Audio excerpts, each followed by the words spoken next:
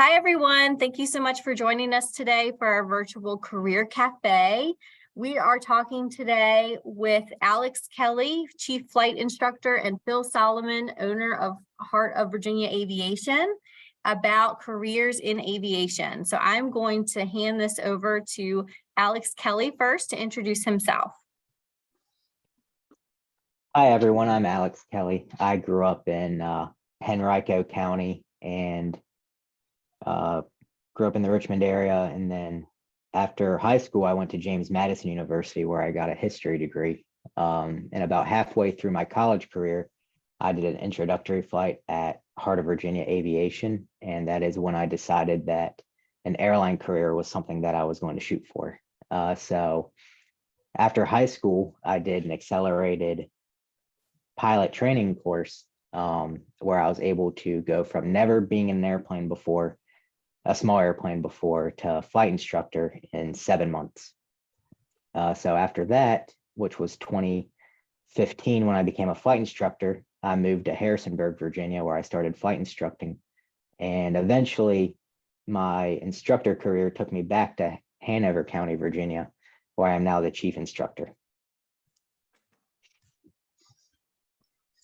Okay, thanks, Alex. This is Phil Solomon. I'm one of the owners and I guess chief financial officer, and I'm a flight instructor at Heart of Virginia Aviation. My career goes back a little longer than Alex due to age, and I actually am British.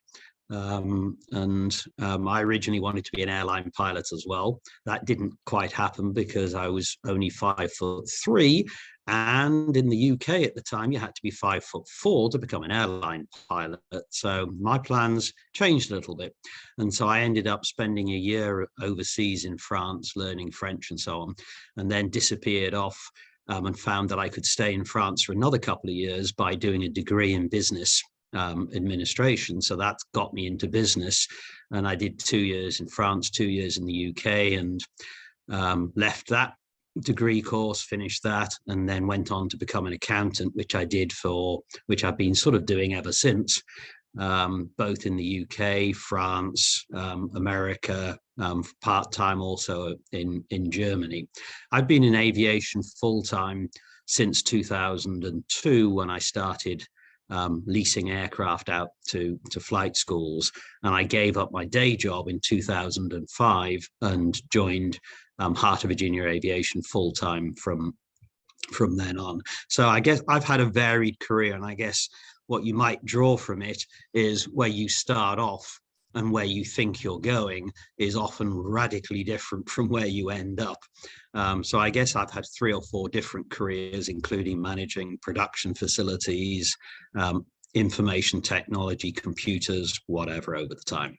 Anyway, so today we really want to talk about opportunities that you guys can be pursuing in aviation. I think it would be fair to say that aviation is a continually expanding area of opportunity for pretty much everybody. But we're going to talk principally about really what the flight side of things is as with pilots, and then a little bit about maintenance opportunities that are out there. Pilots, pretty much anybody can train to become a pilot. Not everybody can go all the way through and get to the situation where they can get to an airline and take it up as a career, although that is not necessarily to do with intelligence. It has a lot more to do with a willingness to work really hard, study hard, and just pretty much follow the procedures. And so that's more of a challenge than just simply, am I bright enough to be able to do it? Most people are bright enough to go quite a long way in aviation. Why should you be interested in it? Well, it's a career that actually you can get into and complete without ever having a degree. And whilst I'm not going out recommending that people don't get degrees, there is always alternatives to that path of saying, if you don't have a degree, you can't do anything. That is simply not true in aviation. There was a point in time where airlines required you to have a degree. That's no longer the case. It is an area where there are significant pilot shortages. And therefore, pretty much anybody who gets to the point where they're qualified to go to the airlines, they are going to get multiple jobs. What are you going to get paid? Well, pilots who are ending their careers, which is now around about the age of 65, but that might change, they are looking at in excess of $350,000 a year. And so even if the pay isn't necessarily wonderful when you start out, by the time you get well into your career, maybe doing international flights, maybe doing freight flights, there are significantly attractive earnings. And more than that, there's also the possibility that you're going to be able to have a lot of time off, because the way pilots are sort of scheduled is they typically may be only working 10 to 12 days a month. And as you go up with seniority, you can more or less choose those days. And so a lot of pilots, not only are they incredibly well paid when they are coming into the main part of their career, they also often have second occupations where they're doing other things in addition to being airline pilots. There are a lot of other opportunities in flying. Most people don't necessarily end up at the airlines. They can do charter flying. They could be a corporate pilot for a big company. And a lot of people do that. We, in fact, have a maintenance person who works with us who is also a corporate pilot for Dominion Energy. And so when he's not flying people all over the world in the corporate jet, he actually works for us in maintenance because he just likes to do that. And that's a pretty cool thing to be able to do. You also have other pilots who are going to be doing things like towing banners, dropping people from aircraft, preferably with parachutes. You can also have glider towing. So there's a lot of different, actually agricultural spraying is quite a big thing. So there's a lot of different varied opportunities in aviation that people can pursue, either full-time or in a lot of cases, part-time. We have a lot of part-time flight instructors who have either finished their career in something completely different, or they're doing this in addition to another career that they already have. So what is the pathway that you guys could potentially take, for example, to become an airline pilot? There are really sort of, I guess, three possible routes that people have traditionally taken. The first route is you get a private pilot license, and over a lot of years, you sort of build up some hours and you get more and more interested in what you want to do. You take an instrument rating, which allows you to fly in conditions where you can't actually see where you're going. So let's say you're in the middle of the clouds. Well, guess what? You can't see outside, so you have to use your instruments in the plane to be able to safely fly. And that's usually the second step for a lot of people, indeed even most people, after they finish their private pilot license, because it takes them up a step in terms of their level of skill. After that, they'll often just keep on building time until the point where they actually can get enough hours to get what's called a commercial pilot's license. And that usually requires you to have about 250 hours of flight time. So a commercial pilot, even though what most people think is a commercial pilot is an airline pilot, no. A commercial pilot just means that you are allowed to earn money from flying. And so that money can be earned by some of the things I mentioned earlier, such as flying charter, being paid to fly a friend around in their plane. That would be something you could do as a commercial pilot. Flying for a corporation, again, for a business, you can do that as well. However, people who sort of get a commercial pilot license, they'll often also add an instructor certification to that, because that way they then don't have to pay to rent a plane to build time. And so with an instructor certification, all of the hours that they fly with their students count towards their own time.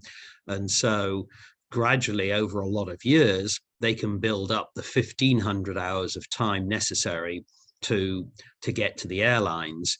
And there's a couple of extra steps you have to do when you get close to that 1,500 hours. You have to be able to fly an engine with two planes instead of just one, sorry, with two engines, sorry, instead of just one, and take some additional training that is required by the FAA. So that would be a very long route to take, but it's certainly possible, and a lot of people have done it in the past. The second route, which is more sort of formalized, would be to take a degree program. So a lot of people will take an aviation degree, either residentially, and by residentially, I mean just at a normal university, or it's possible to do it online. No, you cannot fly the aircraft online, but you can certainly do all of the studying and everything that's necessary by doing online courses. The flying part obviously has to be done at an airport with a flight school. Some of the more well-known colleges that get involved in aviation degrees, places like Embry-Riddle, Liberty University, University of North Dakota. There's a lot of them around the country. And for people who want the full college experience, as in, they just want to be physically at a college and enjoy themselves and whatever, then that is definitely an option that a lot of people take. It's going to be a pretty expensive option, because in addition to whatever the course fees are that you have to pay towards the normal degree, you're also going to have flight fees, and those flight fees can end up well in excess of $100,000, plus whatever the degree cost happens to be. So that's not a low-cost option, but during that degree, you're going to get all of the main certifications that you're going to require to have as a minimum, to become a flight instructor. There are additional certifications you can choose to take, such as additional flight instructor qualifications to be able to teach something like instrument flying, or to be able to teach people how to fly a multi-engine aircraft, but you don't necessarily have to do those extra ones. But the problem then remains, how do you build the time necessary to get to those hours that you need to get to the airlines? And one of the reasons people take an aviation degree is that the FAA, Federal Aviation Administration, that manages the whole aviation world from a government point of view, they actually give a freebie to people who have an aviation degree. They reduce the number of hours that are required to get to the airlines from 1,500 to as low as 1,000. And so that is another reason why people might opt to take an aviation degree. The same thing applies is, how do you build time once you've got your commercial pilot license? The vast majority of people are going to take a flight instructor certification and find a flight school to teach in and build that time.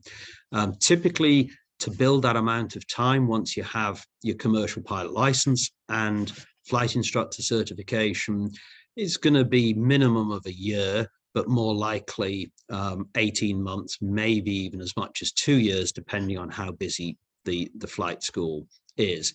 But you cannot get to the airlines unless you are 23 years old, or if you do an aviation degree, then that is actually reduced to 21 years old.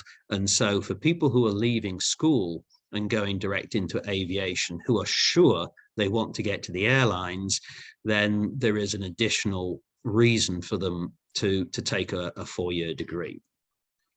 So let me tell you a little bit about, and I'm not really trying to advertise, except I sort of am, the university that we're associated with is Liberty University. They offer an online aviation degree program, and they have that program available pretty much across the whole of the United States. And what they do is when you enroll in the degree program, they cover all of the academics that you're required to do, whether that's flight knowledge of aerodynamics, aircraft systems, weather, those type of things. They handle all of that with online courses. But you then associate yourself with one of their training affiliates, which they have around 70 of them around the country, and we are the training affiliate in the Richmond area. So what does that mean? What that means is you enroll in Liberty University, you pay them all the fees or whatever it is, you go through loans, grants, whatever is available for you, and you dual enroll, if you like, in our flight school as a Liberty University student. So why would you do that rather than go to a residential program, including Liberty's own residential program? And the reasons really people do that: cost, because it will actually be less expensive not to go through a residential program, because obviously you're not going to be paying dormitory fees, you're not going to be paying meal fees, technology fees. So there's a lot of things that you're not going to have to be paying if you do an online aviation degree or an online degree of any type. Second reason is flexibility. Is we used to run 3 college programs, university programs, 2 down in Florida and 1 in West Virginia, and all of those were full degree programs. The challenge with them was that because they had to go to physical ground school, and because you had limited resources available at each of the airports, it was really difficult to get the number of hours that you wanted to do and to get through your certifications fast. And so on the online aviation degree, we can get people all the way through to flight instructor in as little as a year. So from 0 to flight instructor in a year. Typically in a residential degree program, you'll be lucky to get to flight instructor by your senior year, maybe the middle of the senior year. And even when you're there, the chances of you building much time as an instructor is pretty limited. And so the second reason really is speed, is you can get to where you want to get to faster. Now you might say, well, why do you want to get anywhere faster? Well, one, the main reason really for an airline is that airlines work on what's called seniority. So whoever gets into the airline first gets better choices later in their career. Which routes do they get to fly?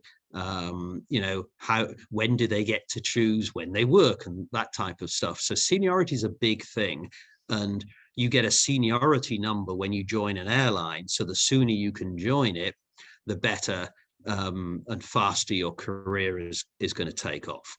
So it is a bit of a race to do that. So that's a reason why speed matters. Downside is, it is an online aviation degree, and being online, that is not necessarily the way everybody feels comfortable learning. Nor is it going to be necessarily the full college experience where you get to do silly things, and go out with friends, because it is really a serious process. And so it is not for everybody. The third route that I sort of was going to mention is the route Alex took. And that is to take an accelerated program that is not associated with a college program, with a university. We offer one of those.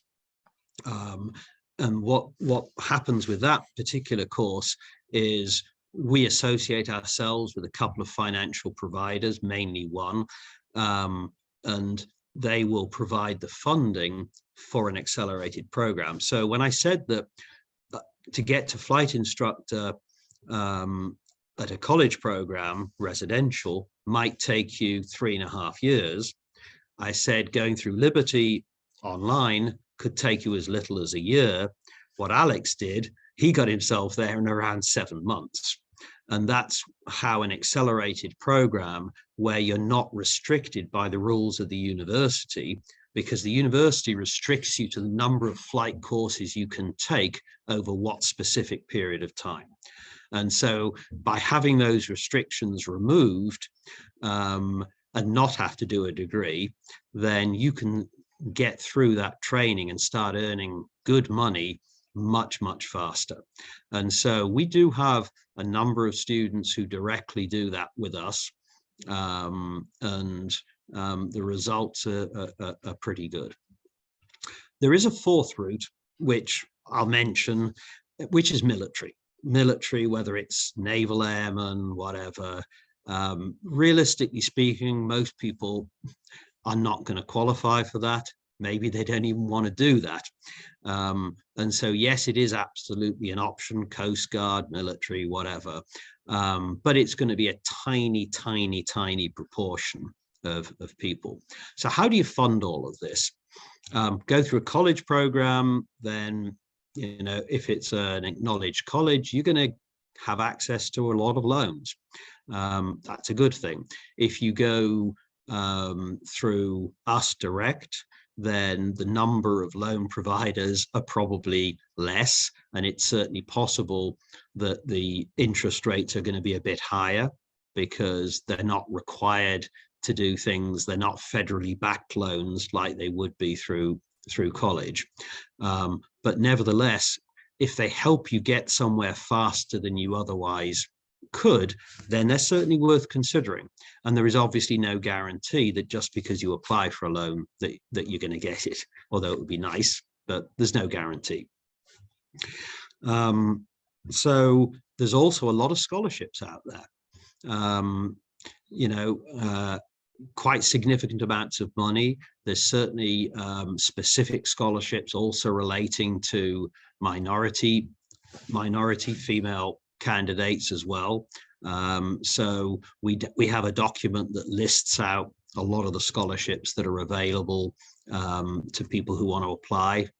Typically, a lot of them go to young people, which is great, to get them into aviation. And so certainly anybody who's considering a career in aviation, definitely look at the scholarship side of things. They're out there for the taking, and there's no reason why you shouldn't be one of the people who get that. So let's move very quickly on to maintenance. Aircraft need two things to keep them in the air. Typically, a pilot's a good thing, but even nowadays, that's not necessarily going to be true.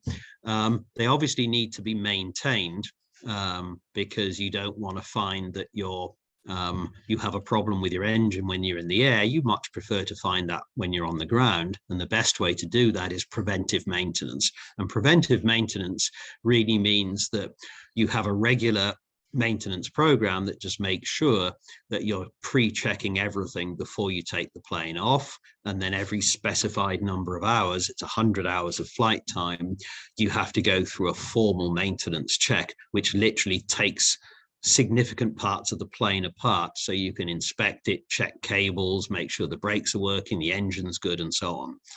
So there is a career in maintenance. Because the more planes that are out there and the more often they're being used, the higher the demand for maintenance.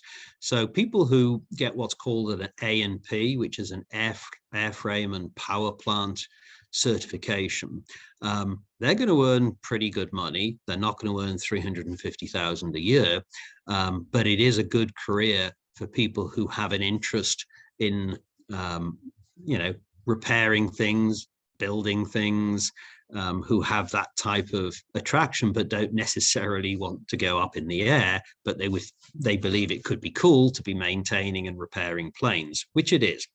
There's a lot of different subsections of maintenance.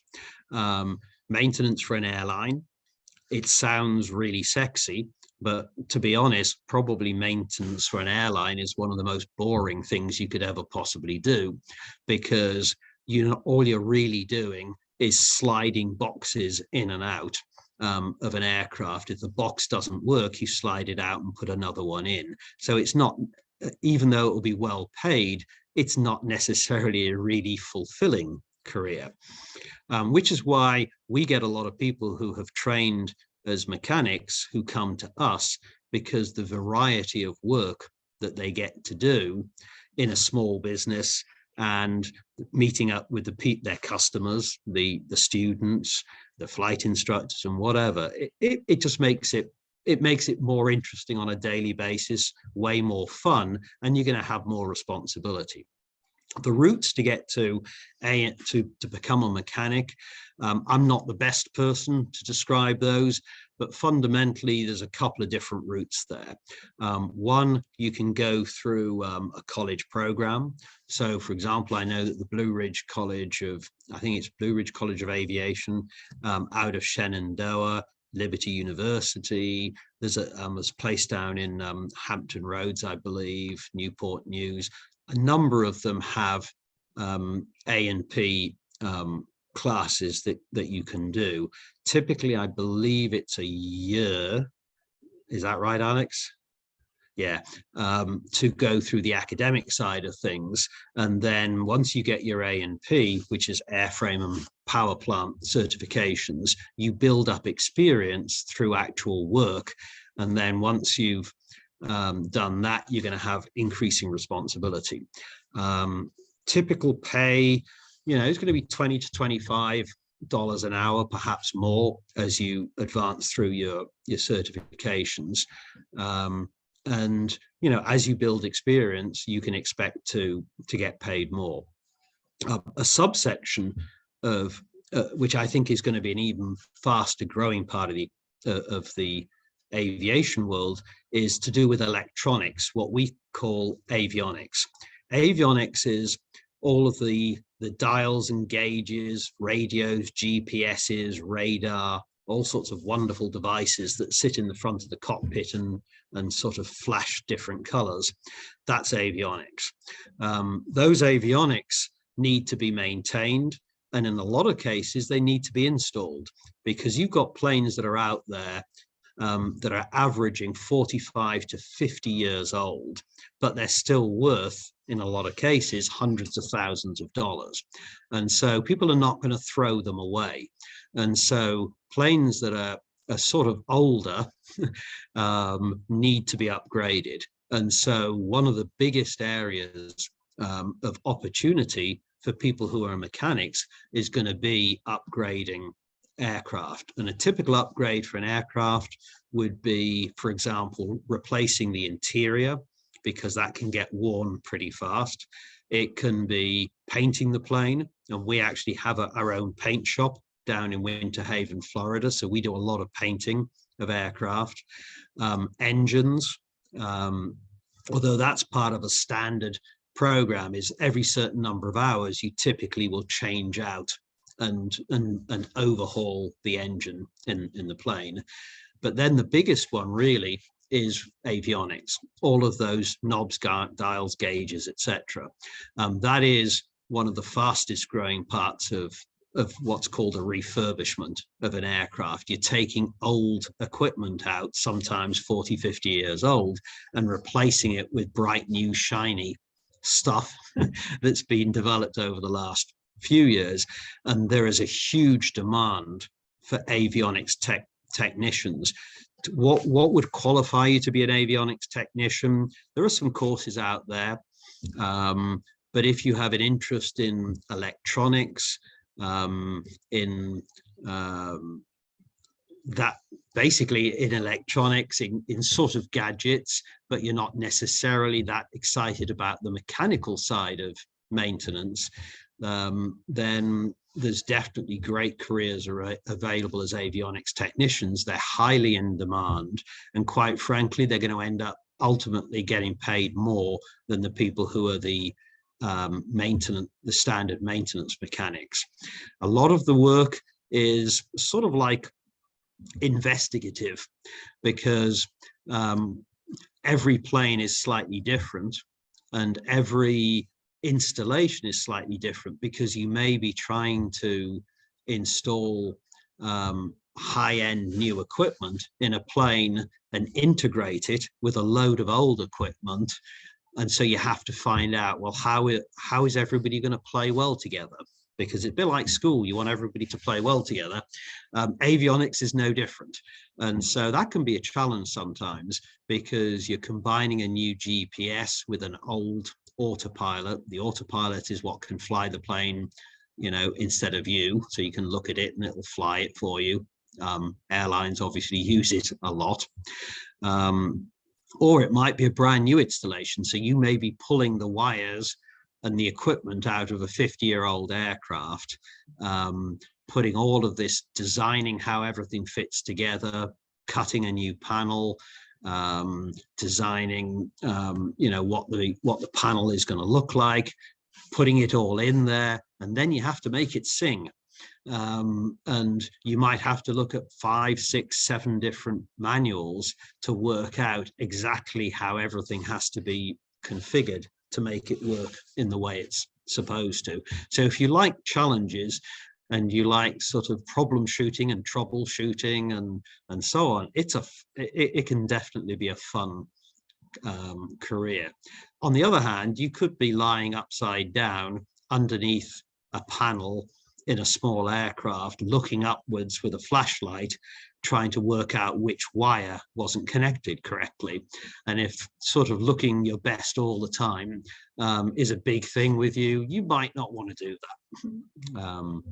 But anyway, so those really are the careers that I think that I can really talk about, because at our business here and Alex's businesses up Shenandoah and Charlottesville, you know, we cover, between all of us, paint, avionics, a lot of maintenance. We have between us, I'm guessing probably 30 or more flight instructors, a lot of whom go to the airlines after they finished working for us.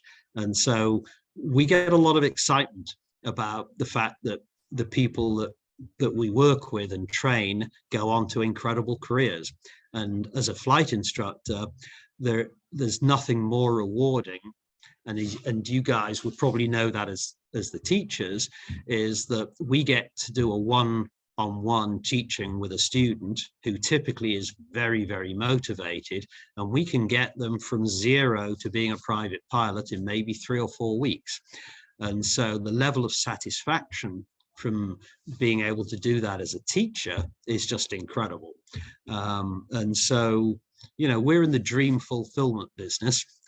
People have dreams, we try to help them fulfill them, and they come from all parts of life. They can be people in their 70s who saved up forever and just want to get a pilot's license, to I currently chatting with a 10-year-old who desperately wants to start flight training. Not very practical, unfortunately, but nevertheless, we do have the whole range of people.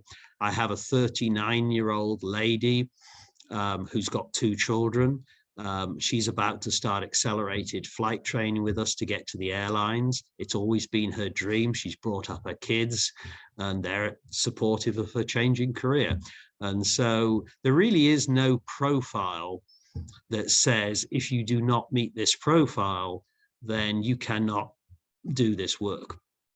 And that's the exciting thing, is it's not discriminating against people. We have disabled people who can make careers in aviation. Obviously, the level of disablement could be a problem, but nevertheless, they may not be able to get to the airlines, but they may be able to do other things. One of the more famous pilots that is out there, she has no arms. She does everything with her legs, and she qualified as a pilot, not for the airlines, but she qualified as a pilot, and I've met her on a few occasions, and she's a big inspiration. There was a World War II pilot called Douglas Bader, who managed to lose both of his legs in aircraft crashes during the Second World War. In fact, part of it was before the Second World War. He lost his second leg during the Second World War, and he went on and became the chief corporate pilot for a major company, and did that through to his retirement. So it's really, it's an opportunity that is open to everybody, male, female, tall, short, every possible background. It's a possibility. It may not be for everybody, but it's certainly not closed to anybody. And that's it. Wow, thank you so much. This was so informative for us, for our students. I know I personally have learned a lot through this conversation today. So we really appreciate you taking the time to spend with us this morning. Are there any questions from students before we get off of the call today? No? Okay, well, thank you so much. We really appreciate it. Students, if you have any questions, you want to follow up with your career counselor, I'm sure we could reach out to Mr. Solomon and Mr. Kelley with questions. And Hanover High School, they will be visiting tomorrow during lunches, so you'll have opportunity to ask them questions then. Thank you again.